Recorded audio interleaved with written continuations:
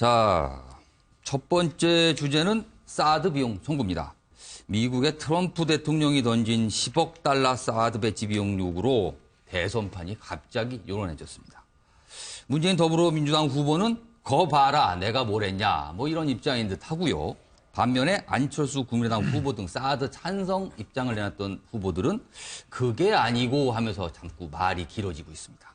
지난 5차 TV 토론에서도 논쟁이 한번 벌어졌는데 그 장면부터 먼저 보겠습니다. 자, 우리 안 후보님, 사드 배치 10억 불 어떻게 생각하십니까?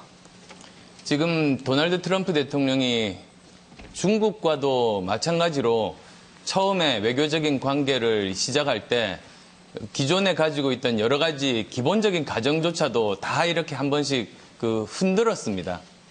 그래서 결과적으로 서로 이제 협의를 하고 합의를 하면서 찾아가는 과정을 거쳤는데 우리 이제 한국 대통령이 뽑히기 직전에 아마 그런 여러 가지 시도 중에 하나라고 봅니다.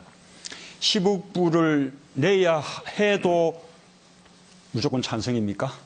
지금 이미 그것은 미국에서 내기로 이미 다 합의가 돼 있습니다.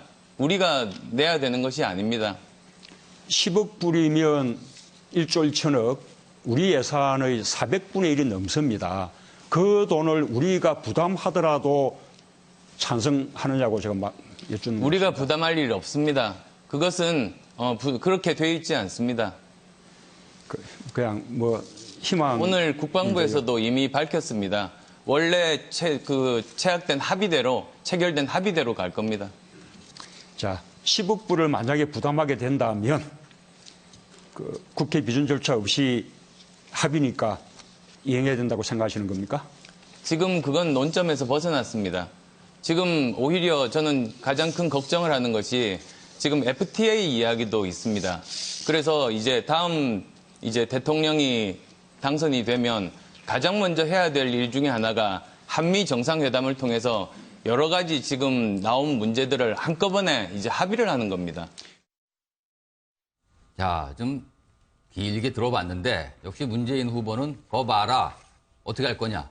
안철수 후보는 그게 아니고 하고 좀 길어지고 있습니다. 자, 제일 곤란한 게 아마 안철수 후보 같아요. 사실 사드 문제를 갖고 찬성 쪽에 기울었다가 요즘에는 뭐 어쩔 수 없으니까 이제 처음에 반대로 기울었다가 입장이 이제 찬성적으로 기울었어요. 저도 혼동됩니다, 지금. 이렇게 입장이 바뀌는 바람에 지금 이 답변하기가 가장 곤란한데, 자, 안철수 후보 진영인 안기옥 국민의당 지역위원장, 뭐 질문 좀 드릴게요. 지금 요 토론에서 문재인 후보가 지적을 한 것이 사드 배치를 무조건 한국의 대선 후보들이 찬성을 해 놓으니까 미국에 대한 협상력이 떨어져서 저렇게 나오는 거다라고 질문을 드렸어요. 근데 그거에 대해서 사실 안철수 후보는 명확한 입장을 밝히지 않았는데 그 질문에 대한 답변을 어떻게 입장을 갖고 계신 건가요? 제가 이해하는 것으로는 사드 배치를 찬성하느냐 반대하느냐에 관한 무슨 안보에 관한 그런 기본적인 거에 대한 입장이 지금 바뀌었다고 설명을 하는 건데요. 지금 느닷없이 이제 트럼프 대통령이 네. 엄청난 돈을 내놓으라고. 근데 그것은 우리 국방부는 물론이고 미국에서조차 그 계산서를 전혀 만들지 않았다는 거거든요. 왜냐하면 이것은 우리는 부지만 되고 모든 비용, 설치 비용, 운영 비용은 다 미국에서 해결을 하기로 했기 때문에 미국에서조차 준비가 안 돼 있는 것을 느닷없이 물론 이제 트럼프 대통령이 그러니까 미국 대통령의 입에서 사실 나온 거거든요. 아니 그러니까요. 그러니까 트럼프 대통령은 그렇게 합의된 사항도 무시하고 말씀을 하는 분이기 때문에 그 문제하고 우리가 사드 배치를 해야 되냐 말아야 되느냐는 또 다른 문제라고 봅니다. 왜 그러냐면 우리 안철수 후보께서 사드 배치는 일단 원칙론적으로는 찬성을 한다. 네. 라고 얘기하기로 했지만 비용 문제에 관해서는 사실 그거는 거론 대상이 아니었거든요. 왜 그러냐면 그거는 이미 정부 당국 간에 합의된 사항이고 비용 문제를 우리가 부담하지 않는 것으로 결정을 낸 것이기 때문에 그것은 여기서 입장이 바뀌었다든가 입장이 곤란하다든가 라고 하는 문제라고 보이지 않습니다. 오히려 혹시 사드에 관한 문제를 전임 정부에서 합의를 할 때 혹시 이명 계약이 있었던 건 아니냐, 오히려. 그러면서 국민들에게는 그거를 제대로 오픈하지 않은 게 아니냐 이런 네. 의심도 들긴 하고요. 예. 알겠습니다. 그럼 제가 이걸 추가 질문 좀 하나 좀 더 드릴게요. 만약에 안철수 후보가 집권을 하게 됐는데 네. 지금 트럼프 대통령 같은 건 2번이나 인터뷰를 통해서 얘기한 것은 심상치는 않아 보이거든요. 만약에 미국과 사드 배치 비용 문제가 협상이 안 됐어요. 그렇다면 성주에 이미 지금 배치가 진행 중인데 이거 철수할 수 있는 겁니까? 그거는 뭐 또 다른 또 협상의 문제겠죠. 그거는 이제 뭐 현재 진행 과정 중에 있는 것이기 때문에 그러기 때문에 그것은 안철수 후보가 그 토론회 과정에서 말씀하신 예. 거와 마찬가지로 어차피 이제 집권을 해서 정부가 들어서게 되면 그것은 또 외교적 협상에 의해서 해결해야 될 문제지. 그리고 또 트럼프 대통령이 여지껏 그렇게 우리 입장에서 좀 느닷없는 생뚱맞은 말씀을 하신 게 예. 잘 꺾이잖아요. 그렇기 때문에 그것은 그렇게 크게 뭐 우리가 트럼프 대통령이 얘기를 했다고 해서 지켜져야 되는 그런 문제는 아니라고 봅니다. 알겠습니다. 예. 자, 지금 TV 토론에서 두 사람이 등장하는데 그럼 이쪽은 이번에는 문재인 후보 진영 관련된 얘기를 좀 해보겠습니다. 김현 민주당 선대위 대변인께 질문 좀 드릴게요. 그동안 문재인 후보는 사드 문제는 차기 정부의 몫이다, 넘겨야 된다. 그리고 이거에 추가해서 국회에 비준 동의가 필요한 문제다라고 강력히 주장하고 사실 일관되게 그 주장을 하고 있습니다. 근데 이제 한 가지 좀 이건 궁금한 문제인데 많은 분들이 아마 이 질문에 대한 답을 좀 얻었으면 좋겠다고 하더라고요. 사드 배치는 물론 10억 달러 비용 부담까지 그럼 국회 비준 내용에 붙여야 된다는 그 말씀이신가요? 이걸 다르게 얘기하면 그럼 국회 비준이 나왔을 때는 10억 달러를 우리가 부담할 수 있다. 이렇게도 좀 들리거든요. 그 사드 배치 문제는 저희가 일관되게 안보에 중대한 영향을 미치는 것이고요. 그다음에 지금 1조 넘는 금액을 한국 정부에 부담해야 된다는 것은 그동안에 합의됐던 내용하고 다른 그렇죠. 내용이지 그렇게 않습니까? 나옵니다. 그런 변화된 환경과 그다음에 그 새로운 정부가 등장해서 이전 정부에서 했던 그 합의 내용을 지금 트럼프 대통령의 입을 통해서 예, 예. 번복하게 된 거거든요. 예, 예. 그렇기 때문에 저희도 마찬가지로 새로운 정부가 들어서서 네. 사드 배치 문제에 대해서 졸속으로 추진된 것에 대해서 엄중하게 책임을 물어야 된다는 게 첫 번째고요. 예, 예. 두 번째는 경제적 비용이 발생한 부분은 그냥 지나갈 수는 없는 거잖아요. 예. 앞서 안철수 후보가 TV 토론에서 그냥 어물쩍 넘기면서 뭐 FTA가 중요하다고 얘기하셨는데 사실상 그 국민의당도 마찬가지였던 게 사드 배치를 반대하다가 후보가 그냥 입장을 변경해서 찬성으로 돌아섰고요. 당론 변경도 의원들의 그런 연명으로 그냥 바꿨습니다. 네, 그리고 예. TV 토론에서는 책임 있게 답변을 하지 않았기 때문에 적어도 국가를 책임지겠다는 대통령 후보가 사드 배치에 대한 문제에 대해서는 국민적 합의, 그다음에 비용 지불에 대해서는 국회의 비준 절차를 밟아야 된다는 것은 저희들의 일관된 입장입니다. 그렇다면 이 트럼프 대통령이 만약에 일관되게 10억 달러 비용 청구를 계속 주장을 한다면 그 내용 역시 국회 비준 사항에 들어가서 국회의 동의를 받아야 된다. 이 입장이신 건가요? 저는 뭐 정치는 생물과도 같고요. 그다음에 예. 외교도 결국은 그 협상에 나온 분들이 그 얼마나 국익에 우선해서 하느냐에 따라서 저는 FTA도 마찬가지지만 사드 배치 문제도 다시 논의가 가능하기 때문에 네. 지금 질문하는 내용에 대해서는 저희가 이제 그 5월 9일 대선 이후에 가장 우선적으로 하여야 할 과제이다라고 봅니다. 그러니까 조금 더 논의 과정이 좀 필요하다. 네, 저는 숙성하고 그다음에 그 대한민국의 국익에 우선하고요. 특히 미국과 중국과의 외교 문제로 접근하는 것 또한 지금 중요한 문제라고 봅니다. 그래서 저희가 사실은 사드 배치가 원래부터 이제 미국의 주장은 북한을 겨냥한 것이 아니라 대중의 하나의 이유였던 거지 않습니까? 그러면은 미국과 중국의 외교가 중요하실 거고요. 그다음에 한국과 미국, 그다음에 한국과 중국과의 외교, 그다음에 경제 문제 이런 것들이 동시적으로 함께 검토가 돼야 되는 거 아닌가 싶습니다. 알겠습니다. 지금 이 시간에 우리가 사드 배치 비용 문제를 자꾸 얘기하고 있는 건 이 트럼프 대통령, 이 트럼프란 인물이 워낙 예측하기가 어려운 인물인데 그런 상황에서 인터뷰를 두 번이나 인터뷰를 통해서 한국이 사드 비용을 내야 한다고 주장했기 때문이거든요. 그래서 갑자기 저게 난데없는 몽을 청구서를 받은 느낌인데 자, 박성규 자유한국당 당협위원장께 질문 좀 드릴게요. 안철수 후보의 말처럼 트럼프의 발언이 외교적 흔들기다. 안철수 후보는 이렇게 규정을 했어요. 외교적 흔들기고 어떤 협상용 같다. 그렇다면은 트럼프 대통령 진짜 노리는 거는 뭘까요? 예, 뭐 여러 가지 있다고 보는데 안철수 후보도 그렇게 보지만 저도 똑같이 봅니다. 분명하게 이번에 확인되는 건 트럼프는 기존의 정치인 대통령이 보이던 행태와는 네. 달라요. 저는 정치인이라고 이해하면은 우리가 곤란할 것 같아요. 그건 약간 사업가로 봐야 되나요? 사업가와 장사꾼으로 이해하지 않으면 이 문제를 풀기가 좀 어려울 것 같습니다. 네. 사실은 트럼프가 2번씩이나 얘기를 해놨지만은 이제까지 대통령 취임 이후에 100일 정도 지나는 과정에서 중요한 현안에 대해서 깊이 있게 인식하고 내놓은 얘기들 별로 없어요. 느낌과 선입견들이 전제된 상태에서 툭툭 던지는 얘기들이거든요. 그것도 어떤 분들은 계산된 행동이라고 얘기를 합니다. 네. 전문가들은 미치광이 전략이다 이렇게 얘기를 하기도 하죠. 예, 예. 막 쏟아붓다가 협상에서 결국은 유리한 위치를 점하기 위한 자신의 속내를 드러내지 않기 위해서 그렇게 하는 것이 아니냐 하는 얘기인데 일부러 미친 척을 한다는 거죠. 그럼? 일부러 다른 뭐 노림수가 있다고 보는 것이죠. 왜냐하면은 얘기가 처음에 나오고 나서 두 번째 워싱턴 타임스까지 얘기를 기자회견에서 얘기를 했지 않습니까? 그랬는데 이 문제에 관해서 정작 백악관이나 미국의 국방부, 미국의 국무부는 굉장히 당혹스러워하고 있습니다. 별 얘기도 안 해요. 또. 별 얘기 안 하는 게 아니고 굉장히 당혹스러운 입장이에요. 저거 아닌데 대통령이 왜 저러지? 이 부분과 관련이 있어요.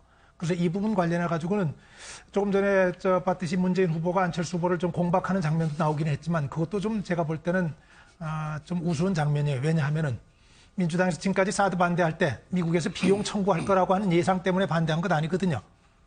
중국 눈치 보느라고 중국과의 관계를 고민하기 위해서 사실은 국회 비준도 필요하다. 우리 국익을 챙기기 위해서 그런 것이다 했는데 트럼프가 던지자마자 넙죽 받아가지고 저렇게 하는 것 스스로 우리가 흔들린다고 하는 모습을 보여주는 것이죠.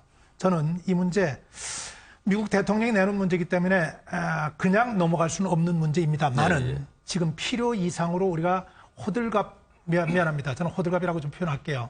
호들갑 떨거나 이게 흔들 필요 없다고 생각합니다. 5월 9일 새로 취임하는 대통령이 당선이 돼서 얘기하면은 충분히 해결 가능한 문제라고 생각을 하고 얘기에 근거가 있습니다.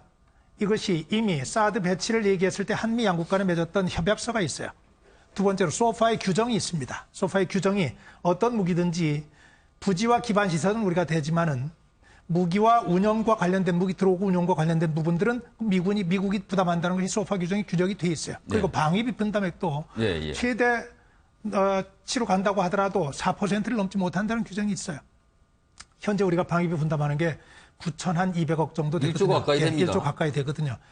거기다 1조가 늘어난다고 하는 현상, 그걸 소파에서도 인정하지 못하는 거거든요. 그래서 제가 볼 때 이거 가지고 정말로 걱정할 것은 트럼프의 한마디에 막 선거 막판에 이렇게 흔들리는 것이 우리가 해야 할 일이 아니고 정말로 중요한 것은 트럼프 저런 막무가내 예측 불가능한 트럼프와 통할 수 있는 통로가 아직도 우리한테 마련되어 있지 않다고 하는 사실. 그리고 그럼 미국에게 실체를 정확하게 전달할 수 있는 어떤 외교적인 노력이 우리가 아직도 좀 부족하다고 하는 사실. 이 부분과 관련해서 정말로 새 정부가 들어서는 대로 가장 긴급하게 풀어야 될 현안이 여기 있다고 봅니다. 정말로 우리가 참고해야 될 게 일본 아베거든요. 보세요. 트럼프를 그렇게 인정하지 않다가 당선인이 되자마자 아베가 직접 달려가서 정말 굴욕 외교하고 왔죠. 네. 우리 얼마 투자하겠다, 미국을 위해서 뭐 하겠다고 했습니다. 당선되자마자 또 쫓아가가지고 별장에 가서 이틀 동안 회담하고 왔습니다. 우리 기준으로 보면 정말 굴욕 외교고 용납할 수 없는 일이 될지 모르지만은 국익을 위해서 미국의 힘을 이용하겠다고 하는 실리 외교 아니겠습니까? 그 부분 좀 같이 좀 봐야 될 것 같아요. 제가 노림수가 뭐냐고 질문 드렸는데 미치광이 전략이다라고 답변을 제가 볼 해주셨어요. 때는 지금 또 얘기하시죠. 말씀 전에 네. 새누리당, 그러니까 전신이죠. 새누리당에서 사드 배치를 졸속으로 추진한 부분에 대해서는 적어도 국민들한테 사과를 하고 이후에 어떻게 문제를 풀어야 될지에 대한 답변을 하시는 게 맞는 것 같고요. 두 번째는 아무리 전략이 그렇다 하더라도 방송에서 미국 대통령, 현직 대통령에 대해서 이렇게 과다한 표현을 쓰면 저희도 같이 공감하는 것처럼 돼버리기 때문에 그 부분에 대해서는 조금 정정을 해주시는 게 좋고요. 저는 결국은 이번의 발표가 무슨 언론을 통해서 했고 계산되지 않은 트럼프의 외교 전략이라고 얘기하지만 사실은 속내를 드러낸 거다라고 보고요.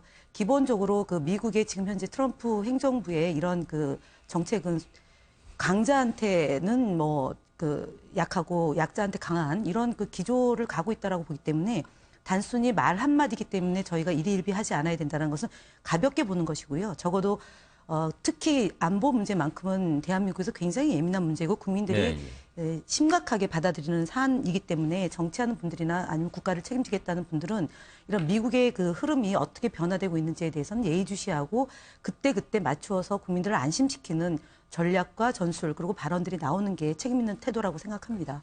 제가 답을 좀 박성규 드려야 되겠죠? 위원장이 해명하실 거예요. 제가 좀 답을 드려야 되겠죠? 예, 예.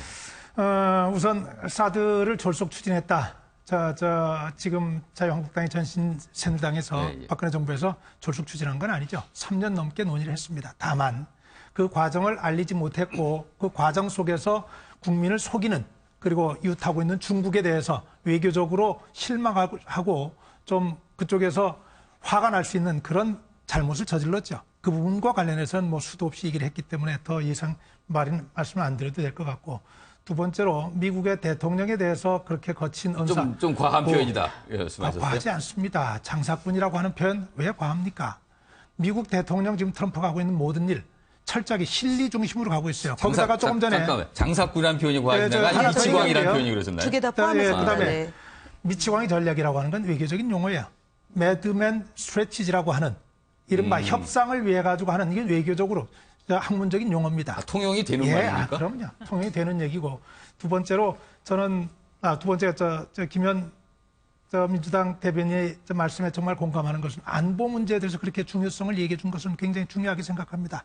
그 안보가 가장 첫 번째라고 하는 사실, 대통령으로 당선되는 사람이 해야 할 가장 중요한 일 중에 첫 번째가 국가의 자주권을 확보하는 것, 국가의 자주성을 확보하는 것, 주권을 확보하는 것, 두 번째 국민의 안전을 지키는 것이 네. 두 가지 아니겠어요?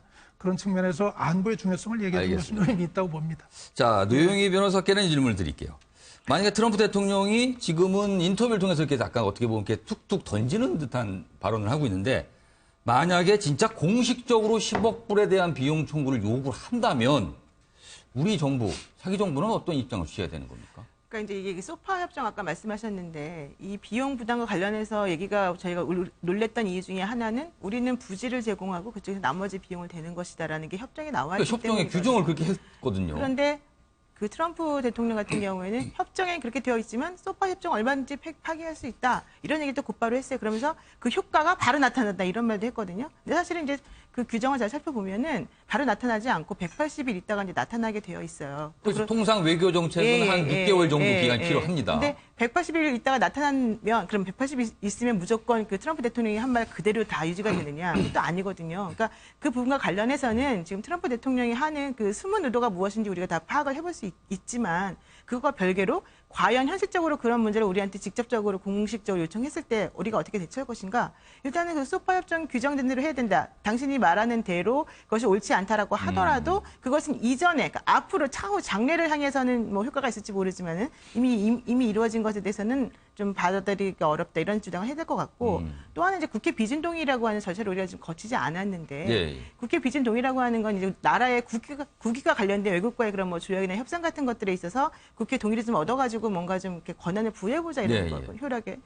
그런데 반드시 국회 동의를 거쳐야 되냐 이 문제는 또 별개의 문제입니다. 많은. 그래도 어쨌든 간에 당신들이 이렇게 우려했던 협정을 전부 다 일방적으로 파기하는 상황에서는 우리 국회에서는 이런 것들을 못 받아들인다라는 식의 어떤 그 방어 논리를 항상 생각해서 얘기할 수가 있어요. 그래서 제가 봤을 때에는 트럼프 대통령이 지금 하는 그런 행보 자체가 뭐 전격적으로 공식적으로 요청하겠다라는 것보다는 아마 다른 게 좀 더 무게를 더 두고 생각하는 게 맞을 것 같고 또 정말로 그런 요청이 온다 하더라도 공식적으로 우리가 얘기할 수는 있어요. 근데 문제는 나라와 나라 간의 문제라고 하는 것은 항상 이렇게 원칙대로 되지 않는다는 거.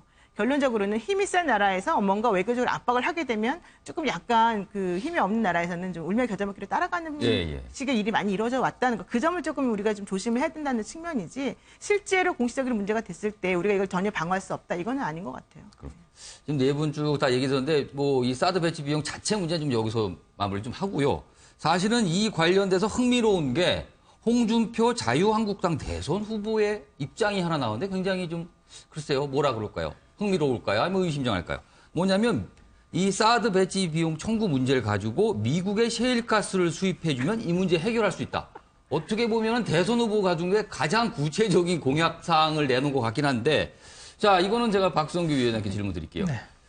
트럼프가 저렇게 하는 건 뭔가 바라기 때문인데 우리가 셰일가스, 미국의 셰일가스를 수입해서 이 문제 무마시킬 수 있다. 이런 공약성 발언을 계속 내놓고 있습니다. 네, 어떻게 보세요? 저하고 똑같은 인식인 것 같아요. 뭐 그 셰일가스를 판매한다는 인식이 아니라 트럼프 대통령을 상대하는 방식은 이른바 장사적인 계산적인 마인드를 가지고 있는 분들에게 서로가 이익이 될 수 있는 장사꾼이 기대할 수 있는 이익을 주는 것 그런 측면인데 저게 셰일가스라고 하는 것이 앞으로 차세대 에너지원으로서 굉장히 좀 중요한 그러니까 중요성이 부각되고 있죠. 미국은 뭐 전 세계 매장량의 상당 부분을 가지고 있는 나라고요. 그런 방법으로 이 문제를 풀 수 있는 것도 하나의 방법이 되지 않겠는가 하는 안을 제시한 것이라고 보고요. 네. 구체적으로 저것도 뭐 실무적으로 검토되거나 지금 현재 구체적인 어떤 단계까지 간 거는 아니라고 봐야죠. 다만 저렇게 미국의 실리를 가장 우선적으로 생각하는 미국 대통령에게 트럼프 정부에 우리도 그쪽에서 원하는 것들은 주는 앞으로의 기본 자세는 가지고 가야 되는 것 아니냐. 현재하고 달라진 겁니다. 사실은 그대로 얘기하면 이제까지 트럼프 정부 이전에 미국 정부는 본인들에게 전 세계적으로 본인들이 이른바 대형의 입장에서 세계 질서에 관여할 수 있다고 생각되면 작은 부분에 있어서는 손해를 감수하고 그 부분에서 미국이 지원도 하고 투자하고 했던 것이 이제까지 진행이 되었던 패턴이거든요. 그것을 기대하기는 좀 어렵겠다 하는 부분이죠. 조금 전에 우리 노영희 변호사께서 말씀을 잘 주셨는데 국가 간의 문제입니다. 소파 규정 미국 원한다고 자기 마음대로 개정을 못합니다. 이런 것들이 질서가 하나둘 흔들리기 시작하면 정말로 미국이 전 세계에서 차지하고 있는 위상이 흔들릴 수밖에 없는 그런 위기를 맞게 될 거죠. 트럼프도 잘 알 거고 주변의 참모들도 잘 알 겁니다. 알겠습니다. 자, 지금 홍준표 후보 얘기가 나온 김에 주제를 그쪽으로 넘어가 보죠. 사실 요즘에 보수층 표심이 흔들린다는 얘기가 나오면서 동시에 나오는 말이 홍찍문에서 안찍문으로 바뀌었다라는 얘기를 농담처럼 많은 분들이 하고 계십니다. 뭐 뜻은 시청자분 다 아실 겁니다. 홍찍문은 홍준표를 찍으면 문재인이 된다는 거고 안찍문은 안철수를 찍으면 문재인이 당선한다. 이게 홍찍문에서 안찍문으로 바뀌었다는 건데 자, 노영희 변호사. 네. 저희가 뭐 우스갯소리로 하지만 당사자 입장에서는 굉장히 심각할 수 있어요. 근데 실제로 보면 요즘에 이 홍준표 후보의 지지율 심상치 않은 거 분명히 보입니다. 홍준표 후보가 그러니까 그 샤이 보수층의 그런 표심을 많이 잘 건드리고 있는 거다 이렇게 지금 판단이 되고요. 특히 네. 이제 안철수 후보에 대한 지지층이 지금 흔들리는 것을 잘 파고들어서 기회를 놓치지 않았다는 생각이 듭니다. 근데 이제 항상 그 캐치프레이즈는 사람들에게 선명하게 다가가야지 사람들이 딱 인식이 쉽게 되지 않습니까? 네, 그러니까 홍준표 찍으면은 뭐 문재인 된다 그랬다가 또 뭐 안철수 찍으면 문재인 된다. 그러니까 들어보면 결과적으로는 누구 찍든 간에 문제가 된다. 이런 얘기밖에 사실 안 들려요. 근데 그렇죠. 과연 전제는 그렇게 됩니다, 또. 근데 과연 그것이 맞느냐? 사실 그렇진 않죠. 그건 뭐 대선 결과를 봐야 하는 거고. 그러니까 이제 그런 상황에 있어서 이제 아무래도 본인에게 안철수 주지 말고 나에게 표를 줘라. 이제 이런 의미로 아마 이런 얘기를 하시는 것 같긴 한데 저는 그게 어느 정도 먹혀 들어가고 있다는 느낌을 조금 가지고 있고요. 또 하나는 안철수 후보가 가지고 있는 그 기본적으로 중도 보수층에 대한 그 지지 세력이 나에게 확고하게 아직 정착되지 않은 상황에서 자꾸 주변 상황이 바뀌고 안철수 후보가 TV 토론 같은 것들을 보이면서 뭔가 조금 그 안정감 있게 대응하지 못하는 모습을 보인 것이 오히려 이제 이런 것들을 촉발시키는 계기가 되지 않았나 이런 생각을 좀 하고 있습니다.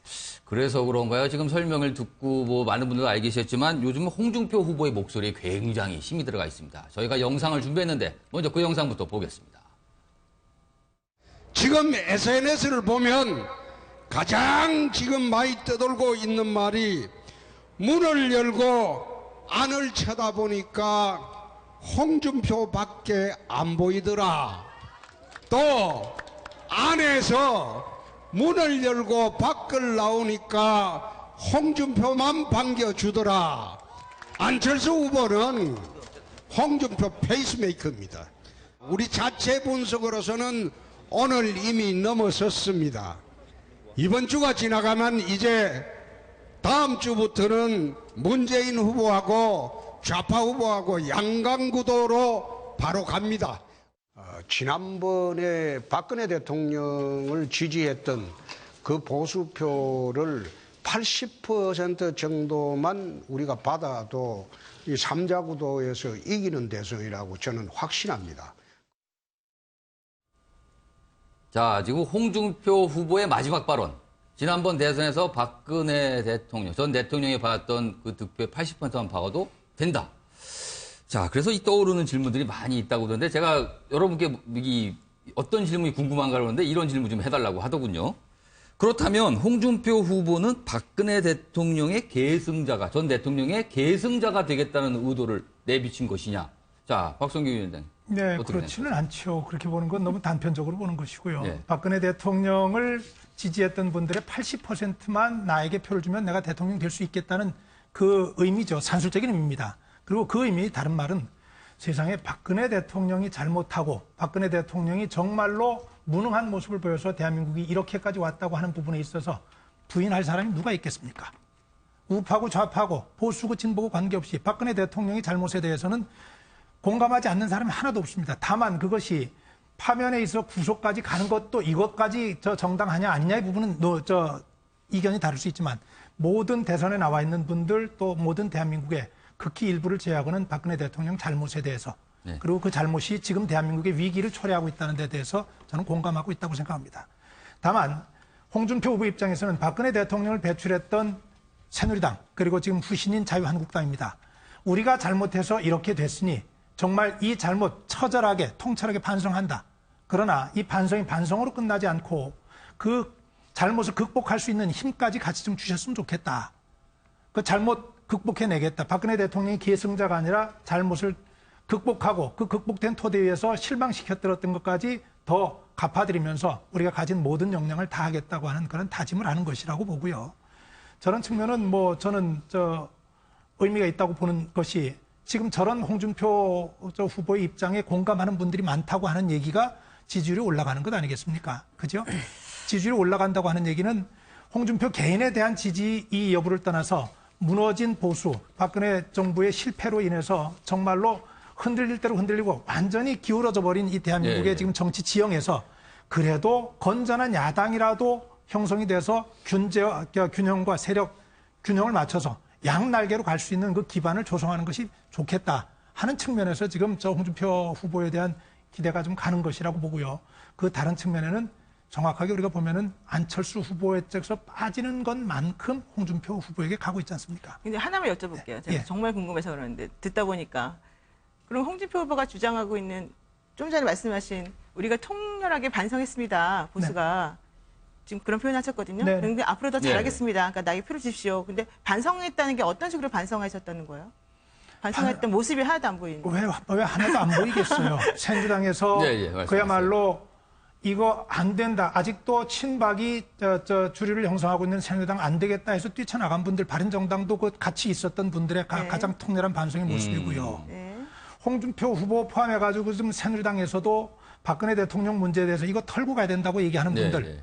거기에 많은 분들은 미흡하다고 얘기를 하지만은 당원권 정지들 포함해가지고 중심에 섰던 분들에 대해서 그때 이정현 대표를 포함해서 당을 나가야 했던 이런 상황까지도 그렇고 물론 어느 정도까지를 최대한의 반성이라고 얘기하냐면 그건 보는 분들이 다를 수 있습니다. 그러나 지금의 상황에서는 그런 반성을 전제로 하고 가고 있기 때문에 그리고 우리가 지금 객관적인 지표로서 홍준표 후보에 대해서 지지율이 자꾸 올라가고 있는 이런 모습 자체가 그런 모습에 대해서 그래 밉지만 당신들 잘못한 거 우리가 알지만 그래도 한번 바로 서서 안보 불안 국가 주권을 가지고 주권이 흔들리는 이 불안에 대해서 당신들이 가지고 있는 목소리를 내봐라. 거기에 이제까지 우리가 안철수 후보에 대해서 기대를 좀 가져봤었는데 이제는 당신을 좀 믿어도 당신에게 힘을 줘봐도 그리고 한 번 더 기대를 해봐도 될 것 같아서 돌아오는 것 아닌가 그런 생각을 합니다. 잠깐만, 저 김현 대변인께서 질문이 아마 있으신 것 같은데. 아니, 질문을 겸해서 제가 의견을 좀 드리고 싶은 게 박근혜 대통령이 후보 시절에 얻었던 표의 80%를 주시면 이길 수 있다라는 얘기인데 결국은 박근혜 대통령의 기대서 이번 대선을 치르겠다라는 것을 함의하고 있는 거란 말입니다. 그것을 부정할 수는 없는 거고요.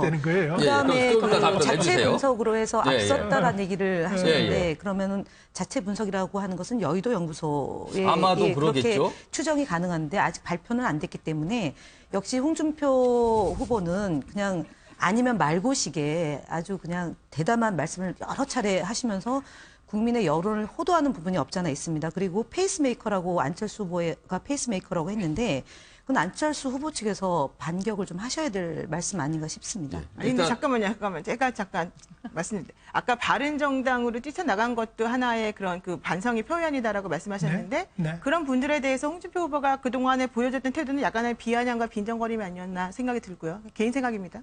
두 번째로는 당원권 정지라고 하는 걸 내세우면서 또 반성하는 모습을 보였다고 말씀하셨지만 말로만 그쳤고 제대로 한 거 없잖아요. 그런 것들을 어떻게 반성이라고 보세요? 제가 하나 그럼 거꾸로 여쭤볼게요, 노 변호사님께. 어떻게 하는 것이 통렬한 반성입니까? 그러니까 정당의 문을 닫아야 되나요? 아니죠. 이런 아니면, 상황에서 정당의 문을 닫으라는 말씀을 드리는 그러면 게 아니고 어디까지가 통렬한 기존의 반성이에요? 보수 정당으로서 이렇게 이 작금 사태가 오기까지 어떤 행동에 대해서 했는지에 대해서 구체적으로 정확히 설명을 하시고 그래서 그런 것들이 이런 식으로 표현이 된 것들에 대해서 너무 미안하게 생각하고 그래서 결과론적으로는 우리가 이런 방향으로 나아가야 된다라는 식의 설명이 먼저 있은 다음에 그다음에 다른 사람들하고의 관계에 있어서 본인들이 취할 스탠스를 정하는 게 맞다라고 저는 보고 있는데 네. 홍준표 후보 그동안에 보여주신 태도는요. 막말, 다른 그 후보들에 대해서 막 비아냥, 폄하 이런 여러 가지 것들이 다 뒤섞여져 있는 그런 표현을 많이 하셨었단 말이에요. 근데 그런 모습을 보면서 어떠한 유권자들이나 알겠습니다. 어떤 국민들이 통렬한 반성을 하고 있다라고 생각하겠습니까? 요 주제는 박성규 위원장 말까지만 말이에요. 듣고 제가 네, 주제를 좀 바꾸겠습니다. 제가 되시죠? 후보가 된 듯한 느낌이에요. 제가 오늘 좀 공격을 많이 받으세요. 아니에요. 그 말씀 잘 주셨는데요. 통렬하다고 하는 부분에 대해서 조금 공감을 못 하실 수 있는 부분인 것 같아요. 뭐 그럴 수 있다고 봅니다. 그런데 보세요. 박근혜 대통령을 탄핵시키는데 민주당 의원들만이, 국민의당 의원들만이 표를 던져서 탄핵이 됐습니까? 자기 당에서 선출한 대통령을 쫓아내는 일에 힘을 더했다고 하는 것만큼 통렬한 반성이 어디 있겠어요? 집에서 얘기한다면 가장을 쫓아낸 거예요. 그 다음에 큰 그 흐름에서 벗어나서 비아냥거리고 또는 뭐 어디 가서 말을 이렇게 하고 한 것은 죄송합니다만 저도 공감하지 않는 부분이 많이 있습니다. 네. 그런 것들은 개인적인 성향과 성격에 관련된 문제들일 수 있어요. 두 번째는 그런 것들에 대한 판단은 누가 하냐면은 이 앉아있는 저희들이 하는 게 아니라 저희들 개별적인 판단도 있지만은 유권자들이 보고 판단해 주시는 거예요. 그 유권자들이 보고 판단하면서 지금 홍준표 후보에 대해서 지지율도 올라간다든지 아니면 그래서 막말 때문에 속상하든지 그건 결과는 그걸로 나타나는 거거든요. 우리가 블랙리스트를 왜 욕을 합니까? 왜 블랙리스트 가지고 조윤선 장관이 김기춘 실장이 구속까지 돼야 돼요? 나하고 다른 생각을 가진 사람들을 인정하지 못했기 때문이거든요. 인정하지 못하는 게 그냥 인정하지 못한 게 아니라 너는 자격이 없으니까 아예 배제시켜 이거거든요. 근데 배제시킨다고 하는 논리는 사상과 표현의 자유를 규정하고 있는 대한민국 헌법 정신에 맞지 않는 거예요. 지금 저 부분에서도 홍준표 후보가 통렬하게 반성을 했는지 자유한국당이 정말로 반성의 토대에서 가는지 안 가는지 하는 이 부분과 관련해서는 국민들이 이제 선택을 해주시고 표를 주시는 거 보면 판단이 되겠죠. 국민의당 진영도 한 말씀 좀 하셔야 될 것 같은데 사실 홍준표 후보의 발언이 어떻게 보면 국민의당 입장에서 굉장히 불쾌할 수 있어요. 안철수 후보는 페이스메이커다. 그리고 이미 넘어섰다. 자, 이거는 글쎄요. 어떤 근거인지 모르겠지만 안철수 후보 입장에서는 조금 불쾌하지 않을까요? 글쎄, 홍준표 후보가 뭐 자체 조사라 그러는데 그건 뭐 알 길이 없고요. 예, 예. 저희 입장에서는 지금 우리 국민들이 조율 과정이 아닌가 싶습니다. 그러니까 안철수 후보가 이제 쭉쭉쭉 올라가다가 이제 토론 과정을 거치면서 약간의 조율이 지금 되고 있는 상황이고요. 결국은 이제 투표 이제 뭐 선거가 뭡니까? 우리가 사전선거는 이제 4, 5일 남았고, 본선은 한 9일 남았는데, 10일 남았는데, 그 과정에서 또 다시, 우리 후보 진영에, 또 문재인 후보와 안철수 후보의 양강 구도로 들어가지 않을까. 네, 그렇게 알겠습니다. 생각합니다. 자, 주제를 본래대로 와서 이제 홍준표 후보의 지지율 얘기로 조금 다시 돌아오겠습니다. 엄격히 여론조사 결과를 보면은 홍준표 후보는 비호감도에서 항상 1위를 달리고 있어요. 그리고 토론만 했다면 최악이라는 평가를 받습니다. 그리고 막말에 대한 논란도 여전합니다. 그런데 지지율은 왜 오르는 걸까요? 자, 여기 나와 계신 내분 앞에 판넬이 있는데 제가 지금 설명을 드렸습니다. 이러이러한 상황들이 있는데 지지율은 도대체 왜 오르는 걸까요?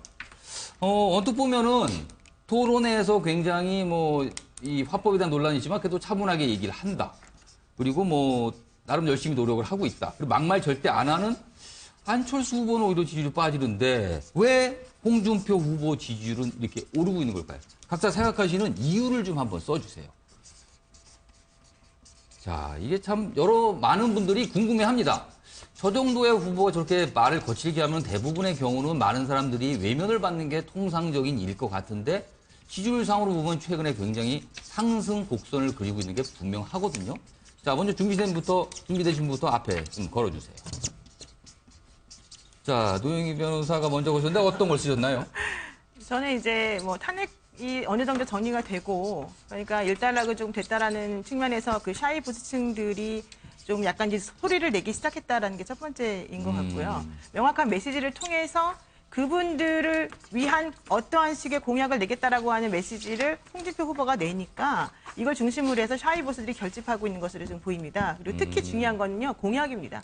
실리적인 이유 때문이 아닐까 생각이 들어요. 왜냐하면 홍준표 후보의 공약을 잘 읽어보고 들여다보면은요, 네. 우리나라 그 보수층들이 원하는 내용의 공약이 많이 들어가 있어요. 아, 그래요? 어떤 건가요? 네.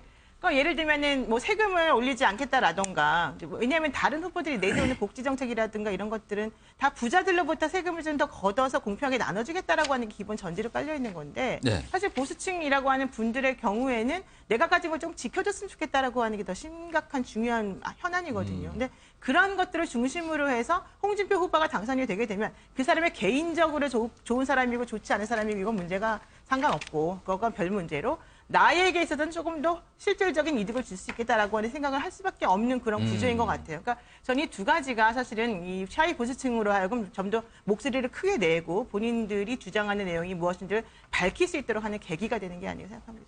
김현 대변인께서는 어떤 이유를 쓰셨나요? 기본적으로 대선이라는 큰 선거는 네. 지지 기반과 정당의 의석수를 부정하고 갈 수는 없습니다. 그래서 실제로 민주당의 의석수가 119석이고 자유한국당이 94석이고요. 네.